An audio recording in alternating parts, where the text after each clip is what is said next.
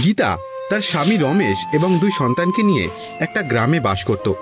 তাদের পরিবার খুব গরিব ছিল। রমেশ দিনমজুরের কাজ করত, কিন্তু তাদের সংসার চালানো খুব কঠিন ছিল। কোনো মতে দুবেলার খাবার জুটত। কি গো, ঘরে তো চাল বারন্ত, আর ডালও শেষ হয়ে গেছে। আর যদি কিছু বাজার না করা হয় তাহলে রাতে শুধু ভাত খেতে হবে। কি করব বলো, হাতে একদম টাকা নেই। দেখি কাল বাবুর কাছে এই মাসের বেতনটা অগ্রিম চাইবো। যদি উনি দেন তাহলে কাল বাজার করে আনবো।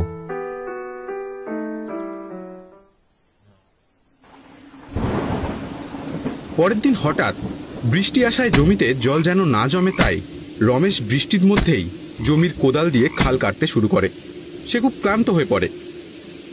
খাল কাটা হয়ে গেলে রমেশ বাড়ির দিকে রওনা দিয়ে দেয়। কিন্তু ওই দিন বৃষ্টিতে ভেজার কারণে রাতে রমেশের খুব জ্বর আসে। রমেশ কাঁপতে কাঁপতে বিছানায় শুয়ে আছে, আর শিখা তার মাথায় জলপট্টি দিচ্ছে। বেশ কিছুদিন রমেশ জ্বরে ভোগে, কিন্তু টাকার অভাবে সঠিক চিকিৎসা না হওয়ায় তার মৃত্যু হয়। গীতার স্বামীর একটা দাদা ছিল, যার নাম রাজু। সে খুব চালাক এবং লোভী প্রকৃতির ছিল। ভাইয়ের মৃত্যুর পর সে কিছুদিন পরিবারকে সাহায্য করার নাটক করল। রাজু তার বৃদ্ধা মায়ের কাছে কিছু কাগজপত্র নিয়ে আসে। মা, ভাই তো আর নেই, এই সংসার আর চাষের জমি সব তো আমাকেই দেখতে হবে। এই নাও, তুমি এই কাগজটা একটা টিপ সই করে দাও তো দেখি। আমি বাকি সব সামলে নেব। গীতা আর বাচ্চাদের নিয়ে তোমার কোনো চিন্তা করতে হবে না। বুড়িমা রাজুর চালাকি বুঝতে না পেরে সরল বিশ্বাসে জমির কাগজে টিপসই করে দেয়।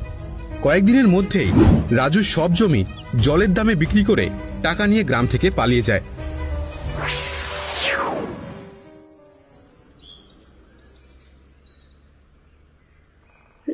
কেমন কুপুত্রকে আমি জন্ম দিয়েছিলাম, নিজের পরিবারকে পথে বসিয়ে চলে গেল। এখন আমাদের কি হবে? গীতার ওপর যেন দুঃখের পাহাড় ভেঙে পড়ল।